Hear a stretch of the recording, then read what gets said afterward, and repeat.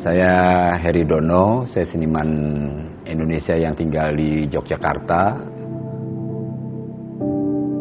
Ya, sebenarnya prosesnya di persoalan konvensi ya, konvensi. Jadi seni itu ada yang disebut seni konvensional, ada yang disebut non konvensional. Jadi seni-seni murni yang konvensional biasanya disebut sebagai seni lukis, seni grafis, atau seni patung gitu. Kalau seni terapan biasanya seni kriya.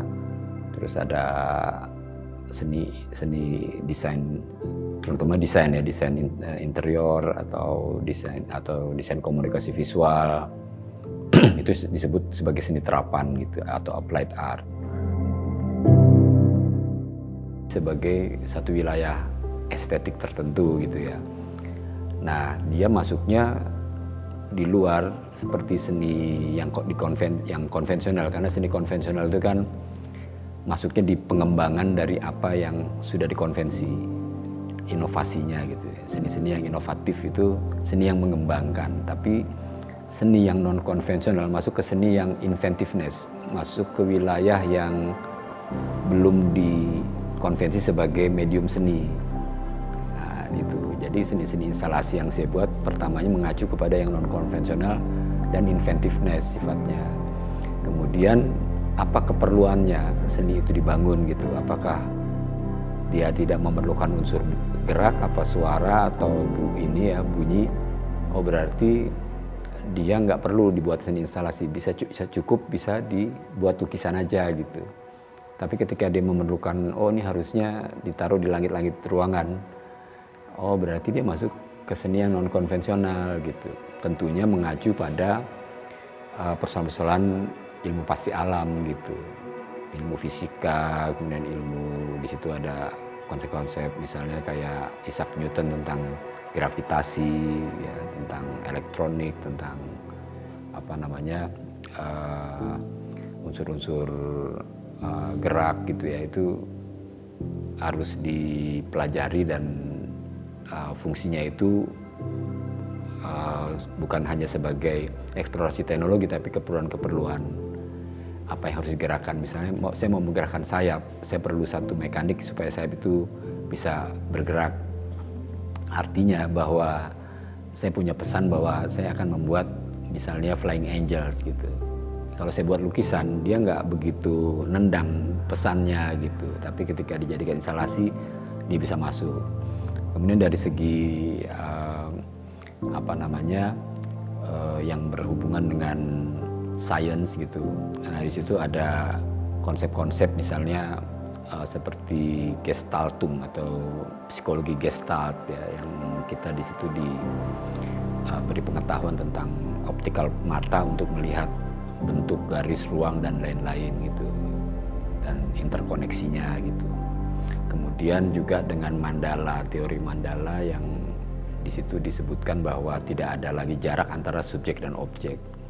Jadi kalau kita lihat di Candi Borobudur itu antara candi dan manusianya itu berada di ruang yang sama gitu. Jadi kalau kita melihat karya instalasi, kita berbicara keruangannya, bukan lagi karya secara detail satu persatu gitu. Kalau seni patung kita masih membicarakan tentang komposisi, tentang tekstur, teknik gitu. Tapi kalau udah instalasi, suasana batin dan suasana ruang itu menjadi satu kesatuan gitu.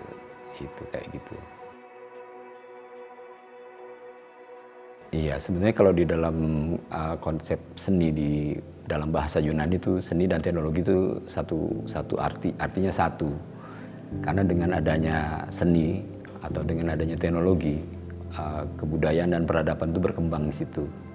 Ketika ada teknologi bisa membangun keinginan manusia. Ya, misalnya dengan adanya roda, dengan ada ditemukannya roda, kemudian terus orang bisa bikin jam tangan, ada gear, ada macam-macam, tadinya yang kereta kuda, kemudian di kudanya dihilangkan, kemudian dijadikan dengan mesin, terus pakai petrol gitu ya, pakai bensin. Tapi tenaga mesin kendaraan bermotor ini masih mengacu pada berapa daya tenaga kuda gitu. Sampai hari ini kekuatan mesin itu ukurannya masih ukuran berapa ribu tenaga kuda gitu, itu karena dulunya pakai kuda, itu tenaga transportasi. Jadi ya antara seni dan teknologi itu selalu menjadi satu kesatuan. Misalnya lahirnya impresionisme itu juga ketika ditemukannya bola lampu gitu. Semua seniman tergila-gila pada cahaya gitu. Ya kan. Kubisme juga, Picasso juga gitu, ketika ada fenomena tentang ruang 3 atau 4 dimensi, kemudian Picasso mengeksplorasinya dalam kubisme gitu. Seandainya mesin 3D printer itu ada sekarang, mungkin Picasso nggak ngelukis itu tentang kubisme gitu, karena fenomenanya itu dari isu-isu tentang teknologi juga gitu. Iya, tapi sebenarnya di dalam implementasinya itu sebenarnya tergantung. Kalau di seni itu kan lebih ke humaniora gitu. Kalau teknologi kan orang tertarik kepada mesinnya gitu. Sementara dia di seni, mesin itu berfungsi sebagai sarana untuk merealisasikan apa-apa yang ada di otak kanan kita tentang imajinasi, tentang fantasi, tentang inspirasi, sehingga muncul persepsi.